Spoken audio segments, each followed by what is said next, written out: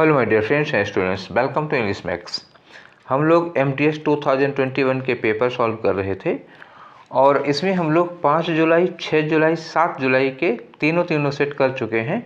आज हम लोग करने जा रहे हैं 8 जुलाई 2022 को जो पेपर हुआ था उसका दूसरा वाला सेट, मतलब क्या, आफ्टरनून का, दोपहर का शिफ्ट का पेपर है। ये देखिए लिखा है आफ्टरनून शिफ्ट का पेपर है। तो पहले वाले PDFs की तरह मुझे उम्मीद है कि आप लोगों ने इसका भी PDF सॉल्व कर लिया होगा और यकीनन आप लोगों ने बहुत बढ़िया परफॉर्म किया होगा। तो चलिए शुरू करते हैं आज का हम लोग डिस्कशन और देखते हैं कि आप लोगों ने कितने क्वेश्चन सही किए हैं। तो let's start and your first question is being displayed on your screen. और पहला क्वेश्चन किसका है? वही फिलर का क्वेश्चन है। तो लिखा हुआ है the mid day meal program. ये मिड डे मील प्रोग्राम तो आप लोग जानते ही होंगे। Has been running dash 21 years. 21 साल से चल रहा है, मतलब समझ में आ गया। मिड डे मील प्रोग्राम 21 साल से चल रहा है। ये has been running perfect continuous tense हो गया। और 21 साल 21 ईयर्स का मतलब हुआ कि ये क्या बता रहे हैं? Period of time. और पीरियड ऑफ टाइम के लिए क्या लगाते हैं आप? सिंस लगाते हैं या फार। यहाँ पर केवल दो प्रीपोजिशन की गुंजाइश है, सिंस की या फार की गुंजाइश है। ठीक है, तो सिंस लगता है पॉइंट ऑफ टाइम के लिए, फार लगता है पीरियड ऑफ टाइम के लिए, और 21 साल पीरियड ऑफ टाइम होता है, इसलिए अब क्या लगाएंगे यहाँ पर? फार लगाएंगे। सिंस की कोई गुंजाइश नहीं है, ये सिंस गलत हो गया और इनकी तो कोई गुंजाइश ही नहीं थी फिलहाल परफेक्ट कंटिन्यूअस टेंस में। अब आते हैं हम लोग अपने अगले क्वेश्चन पे और हमारा अगला क्वेश्चन है क्वेश्चन नंबर 2। क्वेश्चन नंबर 2 में क्या पूछा जा रहा है? देखो यहाँ लिखा है वन वर्ड सब्स्टिट्यूशन। ठीक है, और क्वेश्चन है not fit to eat. Not fit to eat मतलब something that is not suitable to be eaten, कोई ऐसी चीज़ जो खाने लायक नहीं है। ठीक है, तो नॉट फिट टू ईट। अब ईट के लिए आप कौन सा वर्ड यूज करते हैं? एडिबल यूज करते हैं। EDIBLE एडिबल होता है, तो ये खाने लायक होता है। अब अगर खाने लायक नहीं है तो इसका निगेटिव आप बनाएंगे तो इसके पहले क्या लगा देंगे? इन लगा दोगे तो हो गया इनएडिबल। ठीक है, तो कौन सा ऑप्शन हो गया इसका? इनएडिबल हो गया। तो ये तीसरा वाला आंसर हो गया, जो चीज़ खाने लायक नहीं है वो इनएडिबल होगी। ठीक है, अब बाकी जो वर्ड्स हैं उनकी मीनिंग जानना चाहो तो वो तो मैं बता देता हूँ। एक वर्ड है सलन। सलन का मतलब होता है उदास। उदास का मतलब क्या होता है? जो व्यक्ति बहुत दुखी होता है, डिसअपॉइंटेड होता है, खिन्न होता है, उसको। पोर्टेबल अच्छा वर्ड होता है। पोर्टेबल होता है ड्रिंकेबल। ड्रिंकेबल का मतलब क्या होता है? पीने लायक होता है। जैसे अगर कोई पानी है कहीं पर, पानी पीने लायक है तो उसको आप कहोगे पोर्टेबल है। इनएडिबल आपको बता चुके, जो चीज़ खाने लायक नहीं होती। फ्रेगाइल। फ्रेगाइल का मतलब होता है बहुत कमज़ोर। जैसे फ्रेगाइल ऐसे कहते हैं, मान लीजिए शीशा है और गिरेगा तो चूर चूर हो जाएगा, तो उसको कहते हैं फ्रेगाइल का मतलब something that can be broken easily, जिसको आप बड़ी आसानी से तोड़ सकते हो, तो वो होता है फ्रेगाइल। ठीक है, तो 2 क्वेश्चन हो गया। अब आते हैं हम लोग अपने तीसरे क्वेश्चन पे। तीसरा question once more belonging to the one word substitution. ये भी वन वर्ड सब्स्टिट्यूशन का क्वेश्चन है। स्टेटमेंट पढ़ो। लिखा है a large group of people, मतलब बड़ी संख्या में लोग होंगे, स्पेशली द नोमैडिक। ये आके मिल गया आपको, जहाँ से आपका आंसर बनना है। नोमैडिक कौन से होते हैं? कौन से लोग होते हैं नोमैडिक? जिसको आप कह सकते हो जिप्सी। जिप्सी समझ रहे हो ना, वो गाड़ी वाली जिप्सी की बात नहीं कर रहा हूँ मैं। जिप्सी होते हैं बंजारे, समझ गए? बंजारे कौन होते हैं? जो एक जगह से दूसरी जगह भटकते रहते हैं, कोई स्थायी निवास नहीं होता, टेंट में रहते हैं, चलते जाते हैं, घूम घूम के घुमंतु जीवन जीने वाले होते हैं। ठीक है, इनके ग्रुप को, इनके लार्ज ग्रुप को क्या कहा जाता है? उनको कहा जाता है होर्ड। ठीक है ना। अब और वर्ड देख लो। कैवेलरी होती है घुड़सवार सेना। ठीक है ना। हॉर्स आर्मी होती है घुड़सवार। देखो हमने घूस लिख दिया। ठीक है, तो कोई बात नहीं। कैवेलरी का मतलब क्या होता है? हॉर्स आर्मी होती है, घुड़सवार सेना होती है। और ये हम लिख दे रहे हैं घुड़सवार, अब सेना नहीं लिखेंगे, घुड़सवार लिख दे रहा हूँ। चलो, नहीं तो कहोगे नहीं लिखे, घुड़सवार सेना। अर्बन का मतलब क्या होता है? शहरी, शहर में रहने वाला। ठीक है, ये हो गया शहरी। रूरल हो जाता है ग्रामीण। होर्ड का मतलब वही होता है, ट्राइब्स जो होते हैं, नोमेड्स होते हैं, उनका समूह। और हैमलेट का मतलब क्या होता है? हैमलेट होता है ग्रुप ऑफ विलेजेस। क्या होगा? Group of villages. छोटे छोटे गाँव का जो समूह होता है उसे हम लोग कहते हैं हैमलेट। ठीक है, तो ये सब के सब कलेक्टिव नाउन्स से बना हुआ है। ये भी कलेक्टिव नाउन, ये भी कलेक्टिव नाउन, ये भी कलेक्टिव नाउन है। ठीक है, समझ गए? आंसर क्या था? आंसर था आपका होड़ नंबर 3। ठीक है, आगे बढ़ते हैं। अगला क्वेश्चन है आपका क्वेश्चन नंबर 4। क्वेश्चन नंबर 4 में क्या कह रहे हैं? स्पेलिंग है, लेकिन देखना क्या कह रहे हैं, करेक्टली स्पेल्ड। मतलब देखो इनोक्यूलेट इनोक्यूलेट इनोक्यूलेट इनोक्यूलेट, सारे के सारे वर्ड तो इनोक्यूलेट दिए हुए हैं। तो इनोक्यूलेट का सही वर्ड कौन सा, सही स्पेलिंग वाला? तो वो है INOCULATE। क्या होगा? INO और CULATE, कुछ भी डबलिंग में नहीं है इसका। इनोक्यूलेट मतलब समझ रहे हैं? अभी 2 साल पहले ये वर्ड बहुत ज़्यादा चर्चा में था, जब टीके लग रहे थे, कोवैक्सीन और क्या था, कोविशील्ड का टीका लग रहा था कोरोना वाला, तो उसमें इनोक्यूलेशन बहुत ज़्यादा आता था। तो इसका मतलब क्या हुआ? टीका लगाना। समझ में आ गया? टीका लगाना, वायरस बैक्टीरिया का जो टीका लगता है उसको कहते हैं इनोक्यूलेट। ठीक है, तो कौन सी स्पेलिंग सही है आपकी? दूसरी वाली सही है। अब आ जाओ क्वेश्चन नंबर 5 में। ठीक है, क्वेश्चन नंबर 5 क्या कह रहा है जी? कह रहे हैं water under the bridge. Water under the bridge का मतलब क्या हुआ कि पुरानी कोई चीज़ है, मतलब पास्ट की कोई चीज़ है जो अब उतना सिग्निफिकेंट नहीं है, जिसका अब कोई उतना इम्पोर्टेंस नहीं है। तो आंसर ढूंढो। Something which happens all the time, बिल्कुल नहीं। Something that does not affect the past, बिल्कुल नहीं। एनीथिंग फ्रॉम द पास्ट, आधा सही हो गया। That is not significant or important any more, जो अब महत्वपूर्ण नहीं है, ये रहा आपका आंसर। ठीक है, अब आ जाओ क्वेश्चन नंबर 6 में। क्वेश्चन नंबर 6 क्या है? देख के क्वेश्चन तो लग ही रहा है ना कि किस चीज़ का क्वेश्चन होगा। ये स्लैश बता रहे हैं कि एरर का क्वेश्चन है। ठीक है, लिखा भी है यहाँ पे, पढ़ के देखो। Rivers has being of primary importance throughout human history. मानव जब से डेवलप हुआ पूरे मानव इतिहास से, मतलब जब हम जानवरों के जैसे रहते थे तब से बता रहे हैं। मनुष्यता के इतिहास में शुरुआत से लेकर के अब तक नदियाँ प्राइमरी इंपॉर्टेंस की रही हैं। नदियाँ प्राइमरी इंपॉर्टेंस की रही हैं। अब हमारी एरर देखो। ठीक है, ये तो सेंटेंस की मीनिंग हो गई। ये लिखा है रिवर्स, आपका सब्जेक्ट है। और कैसा है? रिवर्स प्लूरल सब्जेक्ट है, और इसके साथ क्या लगा है? हैज़ लिखा है। एक बात तो ये हैज़ गलत है। दूसरी बात कि हैज़ के साथ क्या लगता है जी? हैज़ के साथ थर्ड फॉर्म लगता, ING फॉर्म तो नहीं लगता। तो हैज़ के साथ ये जो बीइंग लिखा हुआ है, तो ये बीइंग ना हो करके यहाँ क्या होना चाहिए? बीन होना चाहिए। बात समझ में आई? ठीक है, तो हैज़ के साथ बीन होगा। एक गलती ये हो गई। ठीक है, तो फिलहाल इस वाले पार्ट में, बी वाले में गलतियाँ ही गलतियाँ हैं। तो कौन वाला गलत होगा? ये जो लिखा है हैज़ बीइंग, ये गलत है। इसमें हैज़ भी गलत, बीइंग भी गलत, होना चाहिए था हैव बीन। तो आंसर क्या हुआ हमारा? 3। ठीक है, अब आगे बढ़ते हैं क्वेश्चन नंबर 7 में। क्वेश्चन नंबर 7 क्या है? अंडरलाइन पार्ट है, उसकी आपको क्या करना है? वही मोस्ट अप्रोप्रिएट मीनिंग बतानी है।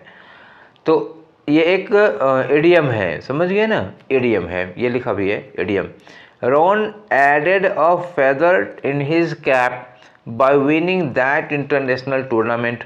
कोई बच्चा है, कोई मतलब कैंडिडेट है, रॉन नाम है उसका, रॉन, उसने इंटरनेशनल टूर्नामेंट में एक मेडल जीता, और उससे उसकी कैप में क्या होगा? Added a feather. Added a feather, तो मान लो ये ऐसे एक टोपी हो गई, टोपी में एक ऐसे पंख लगा होता है, एक पंख और लग गया, तो ये ऐसे ही समझ लो ना, मान प्रतिष्ठा में इजाफा हो गया। Increase in honour, increase in respect, उसके ऑनर में एक और सम्मान बढ़ गया। मतलब ये समझ लो ना, जैसे एक मेडल और लग गया वर्दी में, तो एक मेडल और लग गया, उसको क्या कहोगे?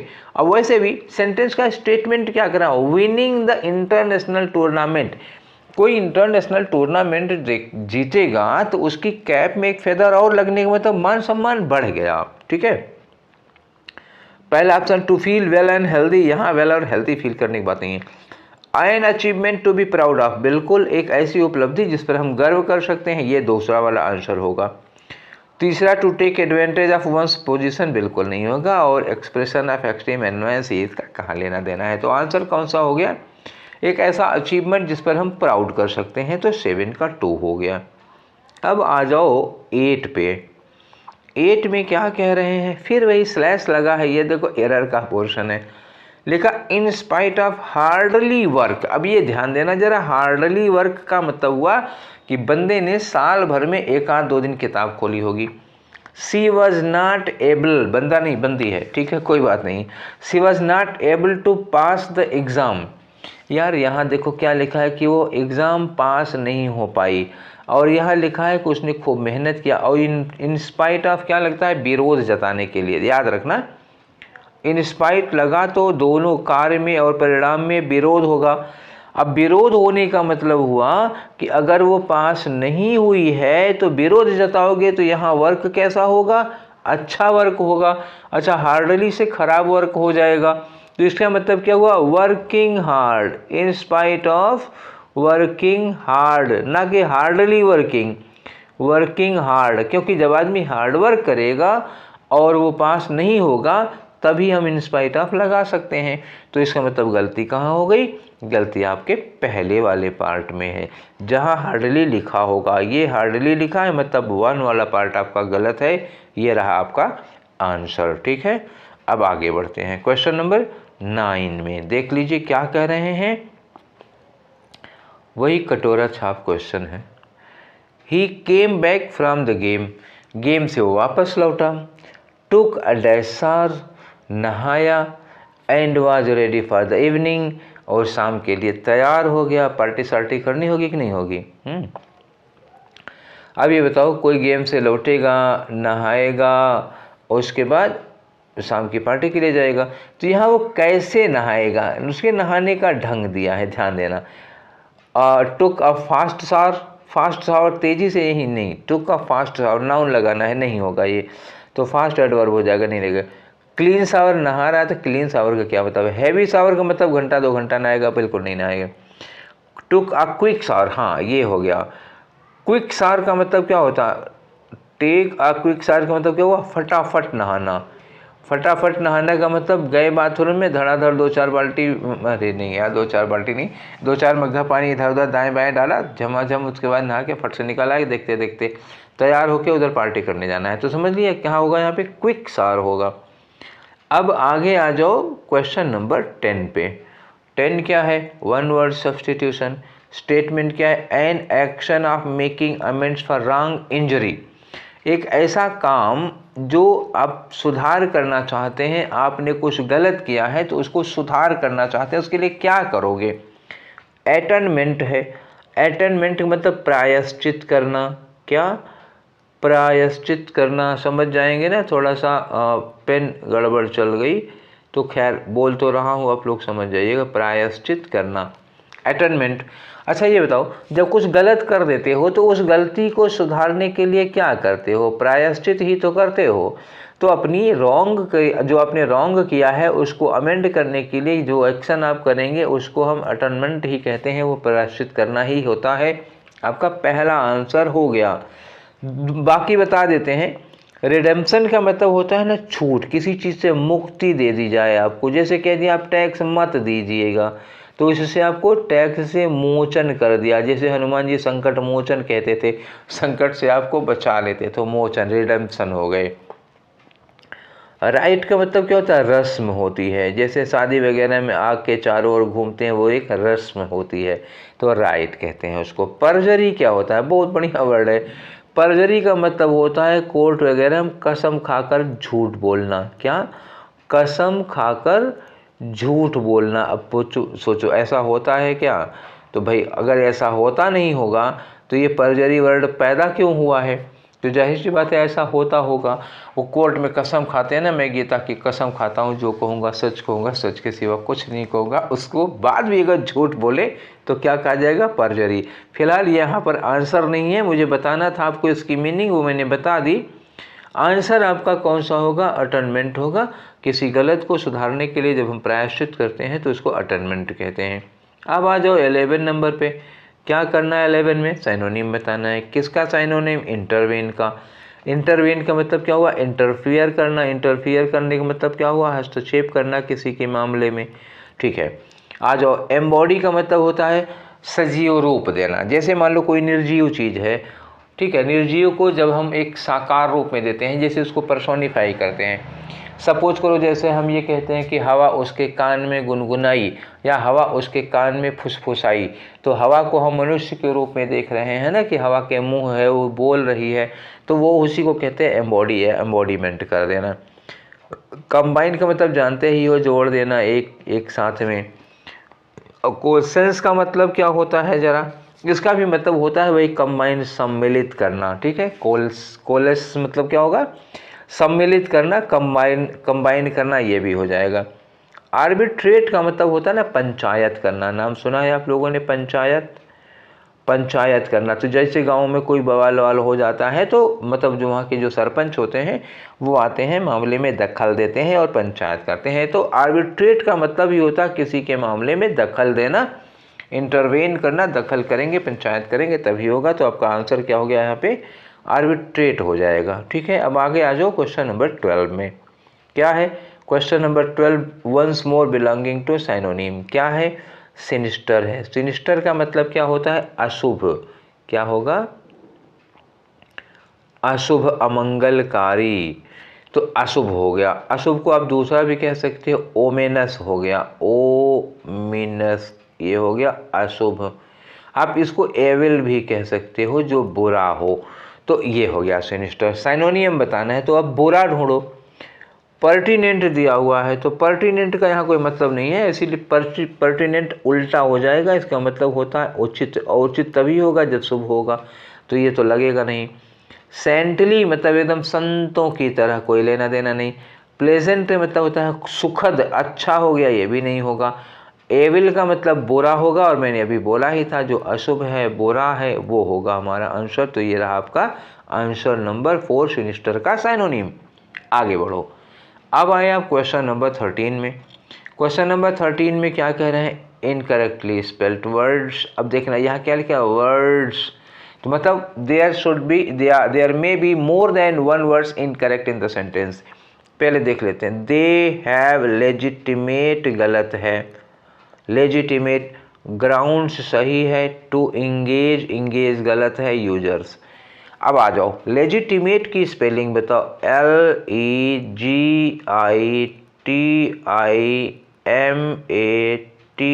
लेजिटिमेट हो गया, ठीक है। और इंगेज का क्या होगा, ENGAGE, ये हो गया इंगेज की स्पेलिंग। तो पहले लेजिटिमेट की देखो, यहाँ लेजिटिमेट गलत है, यहाँ लेजिटिमेट गलत है, यहाँ लेजिटिमेट सही है, यहाँ लेजिटिमेट गलत है, ठीक है। तो एक ही में लेजिटिमेट सही है तो तीसरा वाला होगा ही। अब इंगेज में देख लो, मान लो आपको चेक करना हो तो इंगेज गलत है, यहाँ भी इंगेज गलत है, यही इंगेज सही है, यहाँ भी इंगेज सही है। तो 2 में सही था, 2 में गलत था, और इसका लेजिटिमेट गलत है। तो आपका आंसर जाहिर सी बात है तीसरा वाला होगा, और कोई हो ही नहीं सकता। अब आगे आ जाओ क्वेश्चन नंबर 14 में। देखो 14 किस चीज़ से रिलेटेड है क्वेश्चन नंबर, ठीक है। तो ये 14 है, देखो यही देखा ना, फ्रेज दिया हुआ है, कैरी आउट की मीनिंग बतानी है आपको, ठीक है। लिखा है इम्प्रूवमेंट, तो इसकी जगह पे अगर कोई इम्प्रूवमेंट हो रहा हो तो करो, नहीं हो रहा हो तो ना करो। तो पहले पढ़ के देखते हैं कि अपनी जगह पे सही लगा कि नहीं लगा है। Despite not getting approval from the leader, तो लीडर से अप्रूवल नहीं मिला, इसके बावजूद, डिस्पाइट मतलब लीडर से अप्रूवल, सहमति ना मिलने के बावजूद, वी डिसाइडेड, हमने डिसाइड किया, to carry out the plan. Carry out का मतलब होता है आगे बढ़ा देना, प्लान को फॉलो करने का, कैरी आउट करना। तो नो इम्प्रूवमेंट, कोई ज़रूरत ही नहीं है इसको इम्प्रूवमेंट की, वो अपने आप में सही लगा हुआ है, ठीक है। आगे आ जाओ क्वेश्चन नंबर 15। तो क्या है 15 में, वही नो इम्प्रूवमेंट। देख लेते हैं, इन माई एक्सपीरियंस, मेरा अपना अनुभव है कि the press gallery are more concern to public affairs than private ones. तो एक बात ये हो गई कि भैया एक कंसर्न के साथ टू नहीं लगेगा, क्या लगेगा, विद लगेगा, ठीक है। और दूसरी बात, प्रेस गैलरी, प्रेस गैलरी क्या है, सिंगुलर सब्जेक्ट है, उसके साथ आर नहीं, क्या लगना चाहिए, इज लगना चाहिए। तो प्रेस गैलरी के लिए हम इज लगाएंगे, तो हमें इज लगाना है और कंसर्न विद लगाना है। तो सबसे पहले ये आर तो गलत हो गया, इनकी कहानी ख़त्म हो गई, नो इम्प्रूवमेंट होगा नहीं। अब यहाँ देख लो, इज है, मोर है, कंसर्न है, विद है, ठीक है। हम जो चाह रहे थे मिल तो गया हमको, ठीक है, यहाँ कंसर्न के साथ ऑफ लगा हुआ, ये होगा ही नहीं, खत्म कहानी। ठीक है, तो आंसर कौन सा हुआ आपका? आंसर आपका हुआ 1। ठीक है, अब आ जाओ 16 पे। 16 क्या कह रहे हैं? एंटोनीम है। ये देखो एंटोनीम का क्वेश्चन, किसका? अबेट है। दो वर्ड देखो आप, एक वर्ड होता है अबेट, ABET, और एक वर्ड होता है अबेट। इन दोनों का मतलब एक दूसरे का अपोजिट है। ABET का मतलब होता है उकसा देना। उकसा देना का मतलब जैसे पापा को गुस्सा लगी है और उसी में आपने मुंह चिढ़ा दिया या ही कर दिया। अब सोचो मम्मी पापा को गुस्सा लगी है, उसमें आपने ही कर दिया तो मतलब थपड़िया जाओगे पक्का, तो दो चार मिल जाएगी। तो आपने क्या हुआ? उनके गुस्से को अबेट कर दिया। अबेट का मतलब उकसा दिया, भड़का दिया, आग में घी डाल दिया। और ये अबेट का मतलब क्या होता है ना? शांत कर देना। ठीक है, गुस्सा लगी है, उसी में तुम अपना बहुत अच्छा रिजल्ट ले आके दे दिए 90% वाला, तो उनका गुस्सा शांत हो जाएगा। तो ये एक दूसरे के अपोजिट है। ABET भड़काना और ABATE शांत कर देना, एकदम अपोजिट है। तो मैंने बताया कि ABATE शांत करना हुआ, तो अब इसका एंटोनिम लगाओगे तो भड़काओ, और क्या करोगे? भड़का किससे सकते हो? अग्रावेट से भड़का सकते हो, चलो भड़का दिया, 3rd नंबर आ गया। और देखो मॉडरेट का मतलब होता है सामान्य, ना ज़्यादा ना कम। ऑब्जर्व का मतलब किसी चीज़ को ऑब्जर्व करना, पता ही है। डिक्रीज मतलब कम करना, घटाना हो गया, तो ये तो इसका साइनोनिम हो जाएगा। ठीक है, चलो बात समझ में आ गई, आगे बढ़ो। क्वेश्चन नंबर 17 में फिर एंटोनिम आ गया, आने दो, क्या करना है, निपट लेंगे। ऑब्वियस का मतलब क्या होता है? ऑब्वियस का मतलब होता है जब कोई चीज़ एकदम से क्लियर होती है।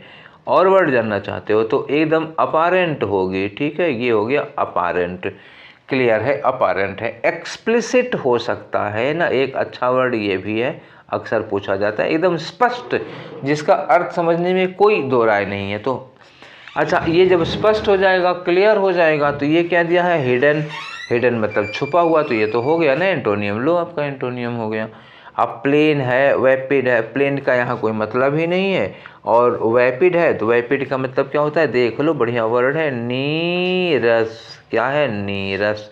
और एक्टिव मतलब सक्रिय हो जाएगा, ये तो पता ही है, इसका लेना देना नहीं है। तो आपका एक आंसर हुआ कौन सा वाला? फर्स्ट वाला हो गया। ठीक है, अब आ जाओ क्वेश्चन नंबर 18 में। 18 क्या कह रहा है? फिर देखो 18 में है वही one word substitution, animals that live in water. तो वाटर अगर है तो वाटर का मतलब क्या हुआ? ग्रीक भाषा में इसको कहते हैं हाइड्रो, और फ्रेंच भाषा में इसको कहते हैं अक्वा, AQUA। तो ये पानी के लिए लगता है, तो या तो हाइड्रो से रिलेटेड होगा या तो अक्वा से। एक वर्ड दिया है एक्वेटिक, मतलब जल में पाए जाने वाले जीव जंतु हो गया। नॉक्टर्नल क्या होता है? नॉक्टर्नल रात में चलने वाले जीव जंतु होते हैं। रात में कौन चलेगा? अरे जैसे चमगादड़ हो गया, छछूंदर हो गया, ये सब रात में चलते हैं, तो उनको नॉक्टर्नल कहते हैं। या उल्लू हो गया। एरियल का मतलब क्या होता है? जो हवा में उड़ते हैं, तो इसमें पक्षी आ जाएंगे जो हवा में उड़ते हैं, गिद्ध, ये सब हो गए। टेरेस्ट्रियल का मतलब क्या होता है? जो स्थल पे रहते हैं, ज़मीन पे पाए जाते हैं, जैसे गाय भैंस, ये सब हो गए। ठीक है, समझ में आया? तो आपका आंसर यहाँ क्या हो जाएगा? एक्वेटिक हो जाएगा। अब आ जाओ 19 नंबर पे। 19 क्या कह रहा है? आ जाओ। तो 19 है, देखो एंटोनीम बताना है, लेकिन किस में से? इस सेंटेंस में से एंटोनीम बताना पड़ेगा। अब सेंटेंस पढ़ के देखो। ठीक है, सेंटेंस है कि मेनी डाइड इन कैप्टिविटी, बहुत से लोग बंदी थे, बंदी कैप्टिविटी होता है, बंदी जीवन में ही मर गए।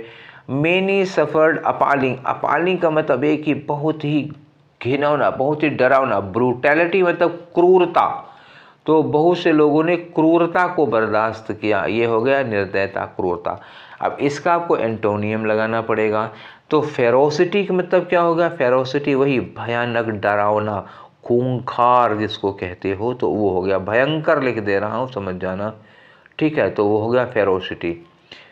तो अब क्रुएलिटी का तो सिमिलर हो जाएगा ये, क्रूरता, क्रुएलिटी। सेंसुअलिटी के मतलब हो गया जो इंद्रियों से रिलेटेड है, जैसे आँख को संतुष्ट करो, कान को संतुष्ट करो, जीभ को संतुष्ट करो, तो ये सेंसुअलिटी हो जाएगी। जेंटिलनेस सज्जनता हो जाएगी। तो ये क्रूरता का अपोजिट यही सज्जनता होगा। ये रहा तुम्हारा ऑप्शन नंबर 4। अब आ गए नंबर 20 पर। 20 में क्या है? कुछ अंडरलाइन किया हुआ तो है दिख रहा। तो करना क्या है इसमें, वही इम्प्रूवमेंट वाली कहानी है। एरर है तो है, नहीं तो फिर बदल दो। The use of calculators is prohibited in the examination, no error. ठीक, अब पूछोगे क्यों एरर नहीं है, तो फिर क्या बताएं क्यों एरर नहीं है, तो नहीं है, होती तो बताते क्यों है। ठीक है, तो ये हो गया नो एरर का क्वेश्चन। आगे आ जाओ। अब आते हैं हम आपके क्वेश्चन नंबर 21 से लेकर के 25 तक में क्या कहानी होती है यहाँ, अब तो ये पता ही है यार 21 से 25 तक में। चलो भैया, तो पढ़ो इस पैसेज को और उसके बाद लगाओ आप अपना आंसर। तो पढ़ना पड़ेगा एक बार आंसर बताने के लिए। चलो, endurance was the three mastered ship. Endurance ये एक शिप का नाम है। थ्री मास्टर्ड मतलब उसमें 3 पाल लगे होते हैं। मास्ट मतलब होता है जिससे नाव में ये बड़ा सा जो कपड़ा लगा रहता है ऊपर, पुराने ज़माने के, याद करो 1900 की ईस्वी के आसपास, तो ऊपर मास्ट लगा होता है ना, कपड़ा बड़े बड़े से फैले होते थे, 3 बड़े बड़े कपड़े उसमें लगे होते थे, पाल जिसको कहते हो। इन डैश, ठीक है, आगे लिखा है सर अर्नेस्ट शैकल्टन, ठीक है, sir Ernest Shackleton and a dash of 27 man, और 27 आदमियों की एक मतलब ग्रुप टीम जो भी रहा होगा। वैसे शिप वगैरह पे जो लोग चलते हैं उनको क्या कहते हैं पता है, क्रू कहते हैं। हवाई जहाज हो, शिप हो, इसमें जो चालक दल होता है उसको क्रू कहा जाता है, यही वर्ड होगा यहाँ पे। सेल्ड फॉर अंटार्कटिक ऑन, कब चले थे ये लोग, 1914 से 1917 में इंपीरियल ट्रांस अंटार्कटिक एक्सपेडिशन पे गए थे ये लोग। लिखा है the trip originally named Polaris, उस ट्रिप का नाम था Polaris. Was built, sorry ship का नाम था, उस शिप का ओरिजिनली नाम क्या था, पोलरिस। वाज बिल्ट एट, कहाँ बनाया गया था, फ्रेमीज शिपयार्ड में बनाया गया था। एंड डैश इन 1912, तो इसका मतलब क्या हुआ कि ये लॉन्च किया गया होगा इस बीच में, तो बनाया गया था तो लॉन्च कर दिया जाएगा।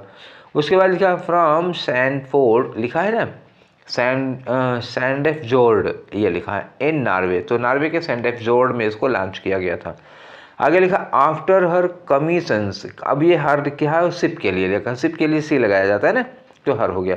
After her commissioners could not longer pay the shipyard, अब इसके जो कमिश्नर्स थे अब no longer pay the shipyard, अब शिपयार्ड को पैसा नहीं पे कर पा रहे थे, तो इस शिप को the ship dash bought by Shackleton, तो इस शिप को शैकल्टन ने खरीद लिया कब, जनवरी 1914 में, 1914 में।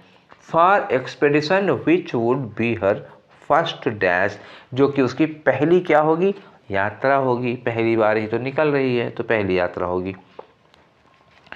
तो पहले फिलर के लिए हम लोग क्या लगाएंगे, आ जाओ जरा।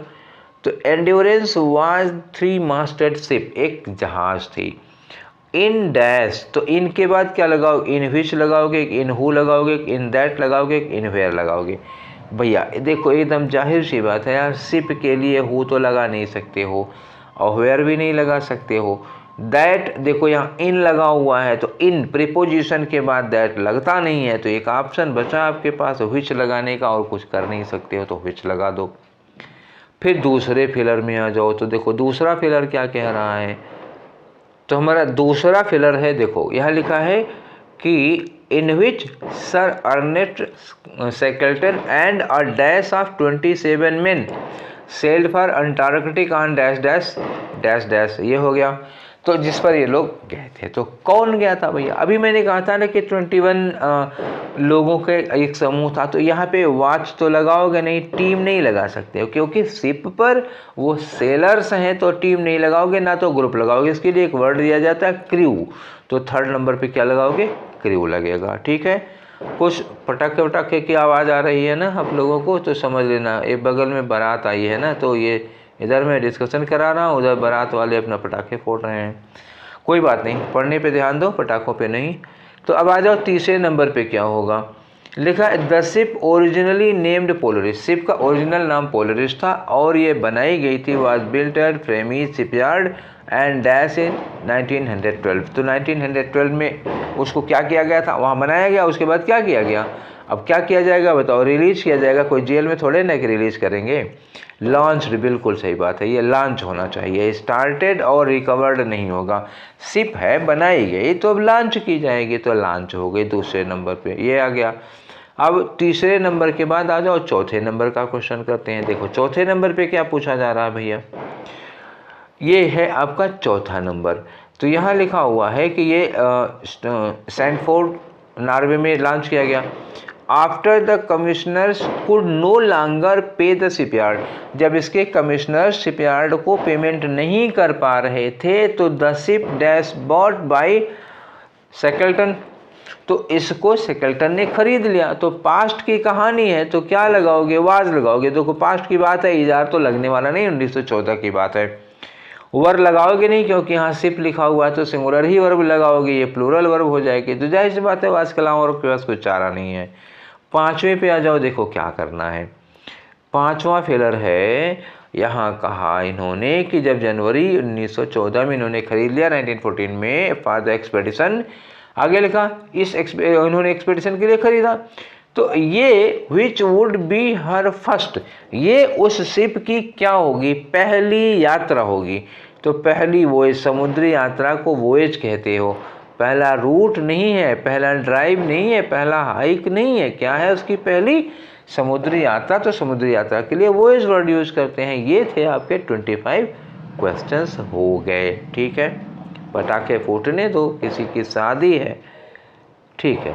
तो हम लोग अब फिर कर लिए सेट नंबर 11 के 25 क्वेश्चन। अब गुणा करके रिजल्ट नहीं निकालेंगे, आप लोग निकाल के बताइएगा कितना हुआ, ठीक है।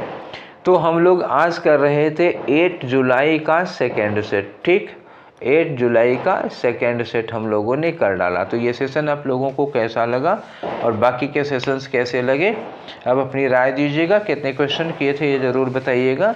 फिर मिलते हैं हम लोग नेक्स्ट सेशन में, और कल का जो सेशन होगा हमारा वो CHSL का होगा, और फिर नेक्स्ट वीक में पहला सेशन हम क्या कर देंगे, MTS CHSL, MTS CHSL, MTS CHSL, ऐसे हम लोग चलते रहेंगे। आप चाहे MTS की तैयारी कर रहे हैं चाहे CHSL की कर रहे हो, दोनों के दोनों वीडियो देखते रहिए, दोनों आपके लिए फ़ायदेमंद होंगे, ठीक है। तो फिर मिलते हैं हम लोग नेक्स्ट सेशन में। Till then take care, thank you.